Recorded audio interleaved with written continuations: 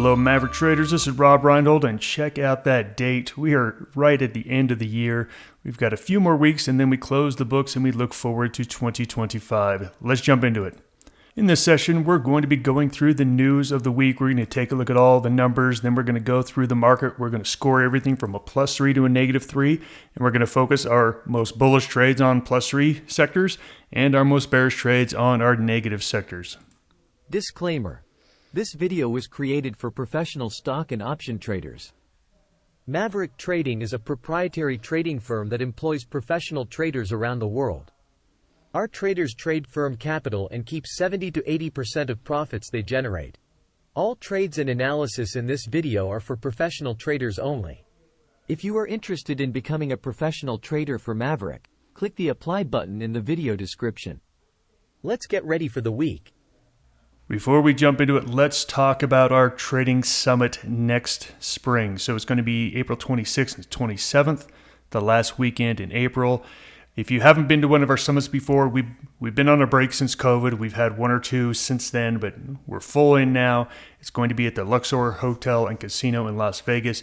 We are finalizing all the details, and we'll finally be able to get everyone information probably within the next 2 weeks, exactly what it's going to be about, exactly the cost of rooms and stuff like that. So hold tight. We will get you more information, but we want to make sure that you've got the date so you can put it on your calendar. All right, let's talk about last week. Last week, markets, new all-time highs again. We are now 12 out of 13 days on the S&P have been up days. That is a monster run. It's a big run, and it's been a good percentage run as well. So we are absolutely in very, very bullish territory. And we all know that Bitcoin hit a high of $100,000 and actually went all the way up to $104,000. And then it did what we have seen happen pretty much every single time we have one of these landmark moments. Like I remember when Apple became a $1 trillion company. Everyone was watching it. Everyone was cheering it. And as soon as it broke up above, everyone slapped high fives. And then there was no energy after it. And it just dropped. And it took about a week or two for it to get back up to that level. Exactly the same thing happened with Bitcoin. It popped, it fell back, and now it's back to just a reasonable level of trading. So it's very typical when you get these landmarks. I remember the first time the S&P went above 1,000. The first time the Dow went above 30,000. It happened the same way. You get a pop above, everyone cheers, and then it kind of drifts back down and consolidates for a while until all of a sudden it's not a big deal anymore. This week we got some killer earnings reports from the technology sector. Salesforce crushed it. Companies like Okta Software absolutely destroyed it.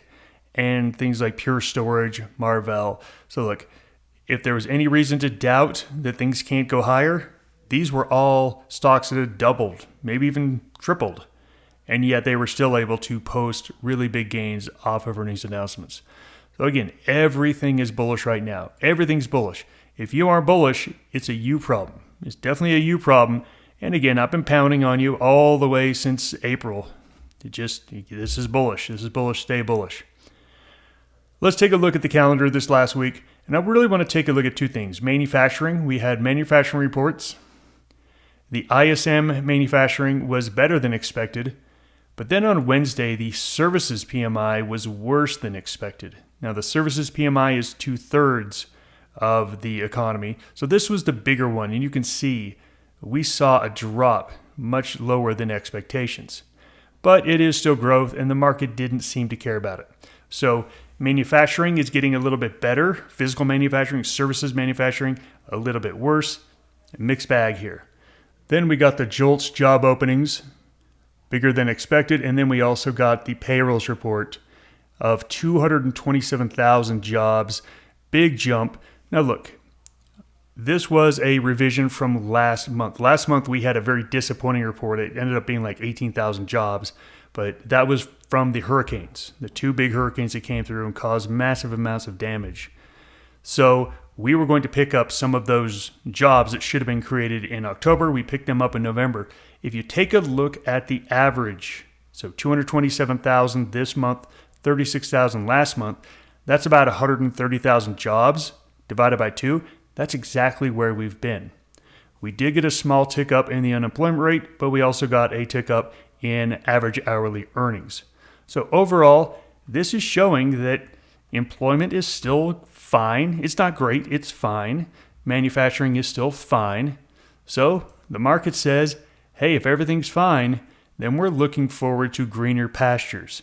Of course, with an incoming administration, you're going to get, again, some new rules and possibly some more friendly taxes. And I think this is what this run's all about. And I remember after Donald Trump won in 2016, everyone knew that a tax cut was coming. So why in the world would you sell your stocks that you had gains on in December, fully knowing that you had to pay taxes under the old tax code? If you sold them on January 1st, you would be getting it in the new tax code. I think that that's one of the things really driving this market here, is that anyone who wanted to sell, I think they're very happy to not sell it in this year, and they might look to sell that in January. So we will have to wait and see, but it would not surprise me if this kept going. In 2016, there was an 11% gain in the month of December, just with this exact same storyline. So let's take a look at the numbers. Dow, down. Russell, down. We're going to take a look at the heat map, and you're going to see S&P up 1%, Q's up 3.3%, oil down, gold down. This was a very, very narrow market run. Before we look at the heat map, I want to take a look at the charts. So the S&P just grinding higher, grinding higher, grinding higher. If you listen to my Tuesday end of day video, I talked about how these kind of markets that grind and grind and grind higher, the way they typically end is a blow off top. I still think we're in line for a blow off top, a big, huge, nasty up candle to really kill all the shorts off and then get a pullback. So I'm still looking at this market thinking it's most likely going higher.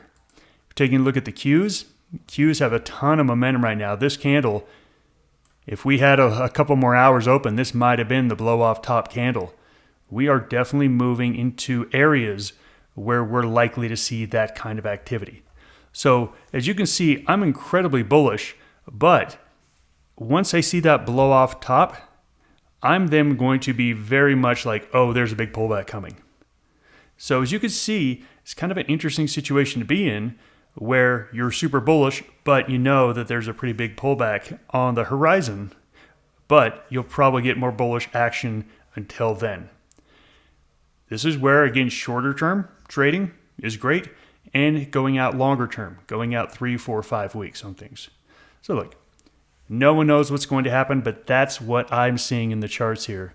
This grind higher typically ends with the shorts really getting squeezed hard in the end.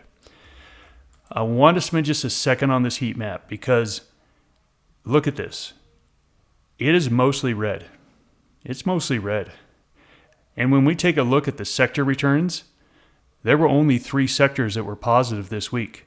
This was a down week in the stock market. I know the headline numbers don't say it, but it was a down week. In fact, if you take a look at the RSP, this is the equally weighted S&P, you'll see that the last couple of days have been down days. This is entirely because the large cap tech stocks are running, and they're running hard. Amazon up 9%, Microsoft up 4% this week. Again, it's going to pull everything up, but underneath the surface, things are definitely deteriorating a little bit. This is why I'm looking at this market and I'm seeing a blow off top scenario. It is not very strong underneath outside of the names of the Qs. So that's very likely to happen, but I also have to take in mind that the tax implications, just like in 2016, is there any reason for people to sell aggressively knowing that they probably will get a lower tax basis next year? Probably not. So this is where I'm looking at technicals. I'm looking at, the heat map, but I'm also looking at where we are. We've got basically 3 weeks left in the market. We could potentially not see the sell-off until January. That's a potential. I don't know what's going to happen. Everything is telling me to be a little bit more cautious than I have been, but to stay bullish. So that's really what I'm going to try to do here. I never get really active here at the end of the year. I always kind of cruise into the end of the year and then come back in January. I'm very happy to do that even more this year because I think there is some things happening that we need to, at least be cautious of. This week we do have 4 central banks announcing 3 of the 4 are going to be cutting interest rates. The Bank of Canada is supposed to cut 0.5 point. The ECB and Swiss Bank 0.25 point. And the Australian Bank is not supposed to cut rates. But again, rate cuts. We're getting rate cuts. That is very, very bullish. It supports bullish activity. Next week, the only thing you need to worry about as far as economic reports go is the CPI, and I don't even think you need to worry about it. I think the Fed has been very, very convinced that they have had the nail on inflation. We've had 1 or 2 numbers that have been higher than expected, and the bond market hasn't reacted at all. So I just do not think it is a thing right now. I think inflation is no longer even in the spotlight here. So what does that mean? We're at a +3. Technically, this is a +3. Yes, we are extended from this run. 12 out of 13 up days. We could have a pullback at any time. But no matter how you feel, like I said, I've been even pointing out like the underbelly of the market not being so great. It still doesn't mean you can get short. It still doesn't mean you can go to cash. You have to stay long. You just have to stay long. And look, that's served us very well for the last couple months. It's been very nice. Just, hey, we're going to stay long no matter how we feel, no matter how worried we are, we're going to stay long until the technicals tell us to go short. We've been on the right side, and we just have to trust that when the technicals tell us, we'll react to it, and that's when we'll actually have a top to the market. Until then, got to be bullish. So let's go ahead and take a look at some of these sectors. Many people are unfamiliar with exactly what proprietary trading is. Prop trading is when a private firm hires traders like you to trade with their capital. Those traders are paid a percentage of the profits that they generate for the firm. Profitable traders are awarded higher and higher levels of capital to trade so they can take bigger positions and make more money. We've been in business for over 25 years, and we're one of the oldest prop firms based in the USA. If you would like to look into being a trader for Maverick, look in the video description below and click on the trader position to apply. All right, as you can see, like I said, three sectors were up, but they were up huge. Consumer up almost 5%, tech up 3%, communication services. So very, very narrow in technology and consumer. That's it. Everything else fell. And some of our +3s, remember, industrials and financials were +3s. They fell. Energy was a +3. It fell. Anything that is attached to interest rates. The 10-year bond is back down to 4.15% from 4.4. Anything in real estate is going to be hurt by that. So as you can see, again, more proof that this week was not an up week outside of certain sectors. So let's go through all those sectors and let's update our scores. Utilities is backed off quite a bit, and you can see it is right on the moving averages. That gets it a 0. Communication services just kept chugging along. There's nothing but +3 price action here. There's no reason to think there's going to be a big pullback other than it's gone up so much. It can't keep going up. Guess what? That is not how the market works. The market does keep going up after it's gone up so much. It's actually been proven through trend following studies. So +3 on communication services. We go into real estate. It was up to a +2. It went from a 0 to a +2 to a 0 over the past 2 weeks. So that's where it is. It's going to be somewhere in that flat range. Looking at healthcare. A couple of weeks ago, healthcare was at a -3. It had a big bounce. We talked about how when things get overexpended, they bounce up. Beautiful, beautiful bear rally pattern right into some resistance areas. To me, this is the best looking sector for new bearish trades. It gets a -2. Coming over here to industrials, this is one of those sectors that looked really good. It was at a +3. And we have to downgrade this one quite a bit to a +1. And same with financials.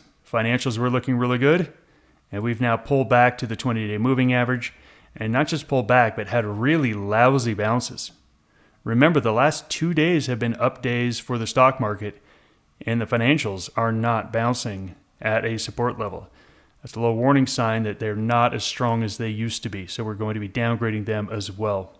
The consumer sector was at a +3, and you can see it just got stronger. So communication services and consumer, they both stayed strong. Tech gets an upgrade from a +1 to a +3. As you can see, there's nothing here that says tech isn't likely to go higher, at least technically speaking. Come over here to materials. Materials has been overall weak. It's been fluctuating from 0 to -1 to -2. It's now down near the low, getting a little bit weaker. So -2 on materials.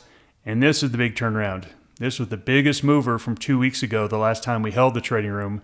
We went from a +3 down to a -1. That is a big slide in energy. So this is where we were 2 weeks ago before the Thanksgiving holiday. The only two sectors to get an upgrade are healthcare and tech. Now look, healthcare going from -3 to -2, that's not an upgrade. But tech going from +1 to +2, definitely is. Energy, the big mover to the downside. And then everything else kind of just deteriorated. So take a look and see what happened. Even though we had an up week, do you see that most everything was moving down and getting downgraded? It's another reason why I think we are just set up for one last little burst and then a little bit more of a significant pullback after that. That leaves us with, where are we in trades? Remember, last week we did not do the trading room due to the holiday, so it's been 2 weeks, so we've had a lot of trades fall off. We only have 3 trades left. We have a -1, a +1, and a +2. So we definitely have some slots to fill. So let's go ahead and fill those right now. We have a market score of +3. So that means we can have these collection of trades. We can have 2 of the +3s. We can have 4 of the +2s. So we're going to be adding 5 trades here. So the trades I'm looking to add is going to be a neutral in utilities. I'm going to go back into a negative on healthcare. That one rolled off over the holidays. Materials gets a -1. Consumer gets a +1. And technology gets a +3. There's 2 sectors I was really a little bit wary of, and it's going to be these 2. Industrials and financials. We already have an industrials trade on and Fastenal, so that one's already out there. I don't really want to add on any new because these are the ones that deteriorated the most. So again, they're the ones that I'm not sure if they're going to bounce and go higher or if they're going to sink more. As always, you can just say, I don't want to fill those slots. Also, energy had a big fall. I'm also going to give energy another week to show me, hey, what is it really doing before I fill that slot? So let's go ahead and fill those slots with some trades, look at some possible options, strategies. Utilities, we're looking to be a 0. Looking at Duke Energy in a sideways pattern. As you can see, Duke Energy ultimately over the last couple of months has been trading between 110 and 120. So that's really been the range of it here. The big question that you need to ask on this trade, it is right now trading at $112.10. There's a 110 strike price and there's a 115 strike price. So if you're going to be looking to do a butterfly, you've got to really pick between those 2. Now, sadly, there's really not enough premium for you to do a condor where you could pick both the 110 and the 115 and say, hey, I think it's going to be between these 2. You're going to have to pick either the 110 butterfly or the 115 butterfly. That means you need to pick, is it going to be a little bit more bearish or is it going to be a little bit more bullish? If you believe it's going to be a little bit more bullish, you're going to choose the 115 butterfly. A little bit bearish, you're going to choose the 110. I'm looking at this and I'm actually going to be going towards the 110. I'm looking at this and saying, okay, if I looked at the utility sector, I give it a 0, but it was more of like a -0.5. So I want to mirror that as much as possible. So I'm looking at doing the 105, 110, 115 butterfly, meaning that I think it's going to be drifting down into this area. This would be a really nice gain if it ended up trading in that area. And of course, on butterflies, above that, below that, you're taking losses until it is a max loss for the entire cost of the trade. If you want to be a little bit more bullish, go up to the 110, 115, 120. And then all of a sudden now you're looking at this range for profitability, which is perfectly a fine objective to have on this trade. Next up, we're going to healthcare. Want to get bearish on healthcare? Here is Amgen. I do not know what the news is that caused Amgen to drop. And this is where I always love to talk about this. I'm just going to take a second. I used to be a news hound. Oh my gosh, I love news. I love news, what's going on. It's one of the first things I do when I wake up is I check news. I love news. I know that doesn't make me very cool, but I do. So I always used to have to know the news, like why did Amgen drop? And I go in and read all this stuff about it. And what happened is then I would start to think. And I'd start to be, oh, that's really bad news. Or hey, that wasn't that bad of news. And that started to color my looking at the chart. I would look at a chart differently because I read the story and I thought, well, that's not so bad. It should have done this. And I get away from technical trading. So a lot of times now, I don't want to know why Amgen gapped down. My guess is some drug did not get approved. Whatever. That's probably what happened. I don't care. I really want to be a technical trader. So here I am. I got this support point here. It bounced, it gapped down, it bounced up, and it ran out of steam right in this area. And now it's just trending downward. All right, I do not think this is going to go back down to this 258. The market is pretty bullish here, but I'm not looking to be a -3. Remember, I'm looking to be a -1 in healthcare. So here's the trade, the December 13th, 275, 272.50. So basically, if this thing just stays where it is, it's a profitable trade, 272.50, 275. This is the wimpiest trade you could possibly make. You could do a $5 spread. If you want to get a little bit more bearish, do a 270, 250. You want to get more bearish than that, do a 275.50, 275. Sorry, 267.50, 275. You don't need to say it's going down to 250 because the market is just not telling you that. But there's plenty of opportunity here to put on a mildly bearish trade and get a max gain just for a week's worth of time. So Amgen on the bear side. Let's jump over to consumer. This is the strongest sector. I'm looking to make a +2 in this sector. I would have gone a +3, but it already had a 5% jump last week. So I'm being a little bit more reasonable here. This is a restaurant called Sweet Greens. Sweet Greens has been in a long trend higher. Pulled up. We had a little shakiness here after this earnings report. Came up, made a new swing high. We pulled back right to moving averages, right to some support levels. Had a very nice bounce off this. Look, 45 is going to be the next resistance point, but you could make a case that it is likely to go to maybe the 47, 48 area. Again, you don't have to be that aggressive. At a +2, this is a perfectly fine play on +2. Looking to go the 41 to 44. So it doesn't even need to break out to new highs, new all-time highs. It just needs to get back up to that resistance point in the next 2 weeks. If you do want to be more aggressive, then you go out to the January 17th and you just go long the 38 calls. That's going to be the way to be the most aggressive on this one. Next up is tech, where I've decided to go +3 in tech. So +3 means I need to find the biggest mover I can. I can't go after like an IBM or a slow-moving stock. I need to go after something that's got some juice. And this here is Credo Tech, CRDO. Big gap off of earnings. And this is one of my favorite patterns. You get a big move, and then it refuses to go down. And not just that, take a look. This is actually creeping up like a rising wedge. Just think about it. This thing went from 47 to 70, and no one's selling, and people are still buying. This typically ends in a nice burst higher. I've seen most of the time it's 5 candles, and then the 6th candle is a burst higher. No, look, it's going to do whatever it's going to do. But this is where I want to get a little bit more aggressive. I'm looking at the +2 is this 75.80. As you can see, this is not even all that aggressive. That is the window you're looking for. +3 is going to be the June 70 calls, meaning, hey, if this thing runs up to 90, that's going to be a really, really nice trade to the upside.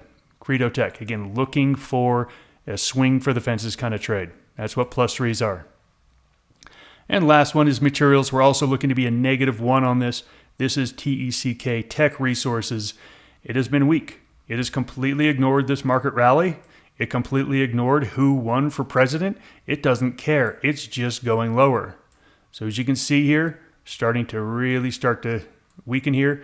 There is going to be some support right here. We could get a little bounce out of it. But ultimately, this thing is likely to go lower. But we had already predetermined we're not going to be super bearish. We're looking for a -1 trade. So that means a 46.45 trade. That is, again, super wimpy. This is the window you're opening up. If it closes below 45, it's a max gain. If it blows up and goes up to 50, who cares? Yeah, there's no loss after 46. A very controlled trade that is all about time decay and theta. This is more about just letting it work and less about the delta of where the stock is actually going. Let's go ahead and wrap this up. We're going to have about 5 or 6 more trades for you next week, and then we'll probably back off through the holidays going into January. Ride the bull. I've been very, very clear for the last, I don't even know how many months, and really kind of just hammering on I had some bears. I haven't heard anything from my perma bears. I feel like they've got on the bull train, and you know what? They're hating it, but they're enjoying the growth in their accounts. So that's how you have to be as a trader. Remember, your job is to be on the right side of the market, on the right side of the trade. That's your only job. I know we all have opinions of the government. We all have opinions of the economy. We all have opinions, but who cares? Your job as a trader is to be on the right side of the trade. So the right side of the trade has been bullishness, and it continues to be bullishness. And yes, it could change on Monday, but we don't know that, just like we haven't known over the past month or two. So if we just trust in the charts, trust in our system, trust in our trades, it ends up being a really nice rally. We could see this rally through the end of the year.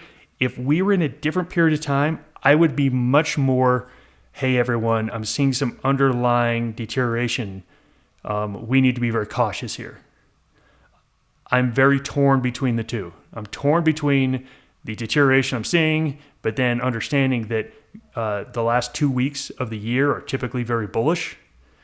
We got the Santa Claus rally in that last week. Like, there's so many things that are telling me, no, it's stay bullish. So look, it's a mixed bag, but we always follow the technicals. So we just need to be on the right side of the technicals. Thanks for joining me, everyone. Have a great, great weekend. Goodbye, everyone.